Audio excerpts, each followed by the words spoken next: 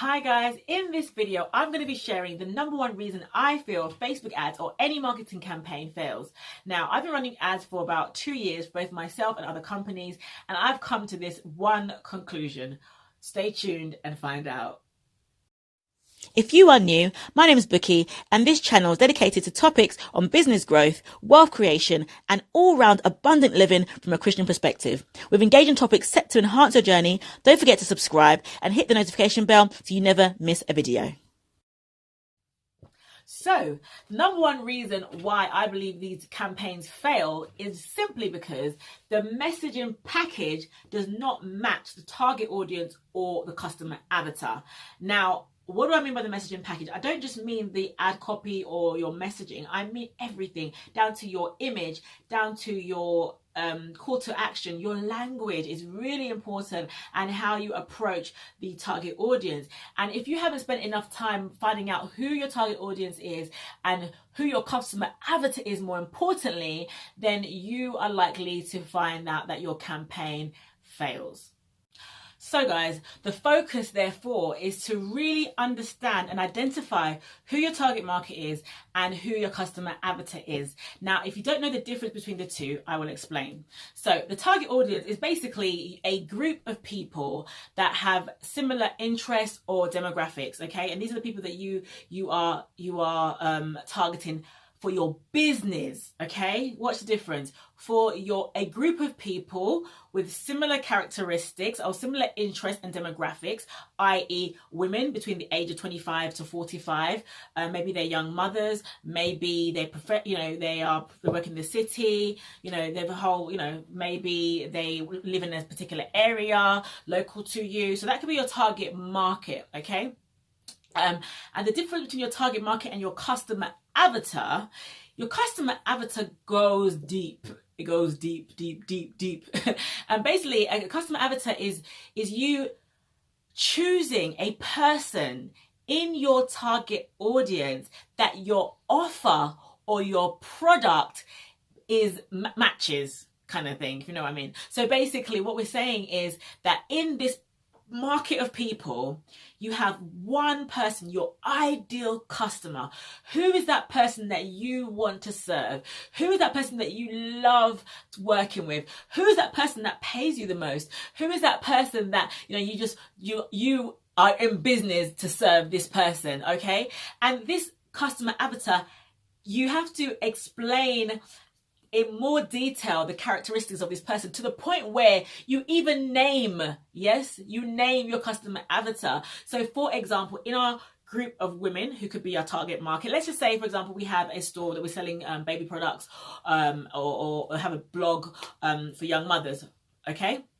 So maybe your ideal customer is a 25-year-old young mother. She's just had her first son, and she works in the city, and so she's now taking time out. She hasn't got much family around her. She only has kind of work colleagues and not many friends who've had babies, so she doesn't know where to go for advice for baby products. And so her problem is not knowing who to trust on what kind of products to actually buy and which ones are the best. She's been surfing around on Google reviews, Amazon reviews, everything, and she's just confused about, okay, what type of product should I get? For my there's so many products out there on the market for babies. So you've gone deep, you're taking time to, and her name is Shirley, for example. And so Shirley is your customer avatar, and you go deep into her problem. You go deep and understand from her position, how does your product really fit into Shirley's life. And you really take some time to go investigate who is Shirley, get into the mind of Shirley. This is what we call your customer avatar. I mean, guys, if you take time to really to really understand your customer avatar, you will get really great results, I'm telling you. And one thing you can use to differentiate the two, your target market is really for your business at large. Your customer avatar is for your product or your service. You may have, so for example, you may have a beauty clinic or what have you. You might be doing so many others. You might have so many services, massage, you know, slimming treatments and beauty treatment and skincare, facials, whatever. So your customer your customer avatar is different for different services. Does it make sense? So it's not just one shoe fits all for customer avatar, but your target market is static for your business. You've got a general gist of who you're going to be serving in your business, but when it comes to your customer avatar, each product or service that you want to market, you say you have a new service on the market, and you want to really advertise that, you have to do this exercise for each product or service and come up with a customer avatar that will match your product.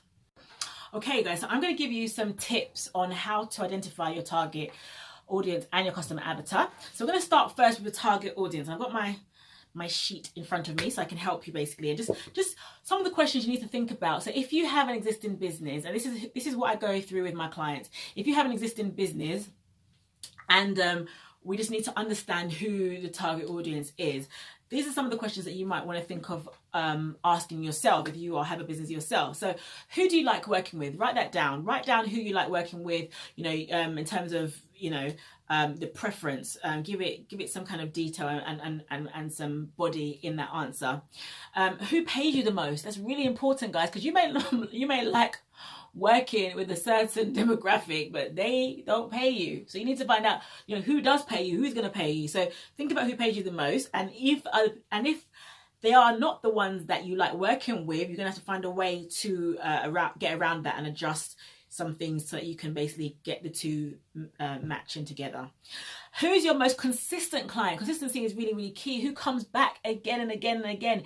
Is it your married clients? Is it your single clients? Is it, you know, your older clients, your younger clients? You know, who comes back again and again and wants more help from you? Okay, so what is the main age range of your clients? So what's the kind of average age range? I'm going to go back to that beautician clinic. Maybe, you know, top of my head, you know, from some examples I have, you know, generally speaking, age range would probably be between the age of 35 to 50, 55. You know, working professionals want to really just treat themselves often. Think about your main age group and the gender. Is it male? Is it female? Do you have products that serve men more than women? What race? Now, race is important, guys. Don't start trying to be politically correct here. You need to know, who do you normally serve? What color are they? It matters tremendously. Like, guys, especially on online platforms. Now, if you are a bricks and mortar type business, some of these things don't matter as much. But as soon as you start marketing online, you have to cut out your audience. You have to. It's life and death of your business. If you decide to just market to everybody, you are going to sell to nobody. Okay, so you need to really be clear on the type of person you're serving. Pick out their race, pick out their income. How much do they earn? What's their earnings? They're earning, you know, 50,000 a year, 100,000 a year. What is their average earnings? Where do they live? And not only where do they live locally, like, you know, where do they live online? You know, where do they hang out online? Where's their home online? Are they on Facebook? Are they on Instagram? Are they on Pinterest? You know, where are they? Where's your target audience? Where do they hang out? Okay, what events do they attend? And by what events do I attend, that means basically favorite eating places, socializing places, their hobbies, that type of thing. You need to kind of like really start to think about it. And another reason why this is important, because obviously for anyone that knows about Facebook ads, obviously you can now dig deeper into interest. And I've heard a lot of people say that, you know, especially if you're in a local business, you don't necessarily need to put interest in. I'm sorry, but you do. Not all the time, but you need to test them both. You need to test both local, no interest, and also test interest. I've seen them both work locally better than no interest. So you need to like get this information, find out, like, you need to understand know this information yourself. You know, where do they hang out? Do they like going to the golf club? Do they like, you know, do they like going and eating out or at certain restaurants? You know, where do they hang out? What's their language in terms of TV shows? What do they like to watch on telly? You know, what music do they like? Music is so key. If you can find out their music, there's ways to really you know, get into Facebook that can really help you in terms of people's musical interests. That's a little tip for another time. But yeah, try and get their interest, for television interest, their music interest.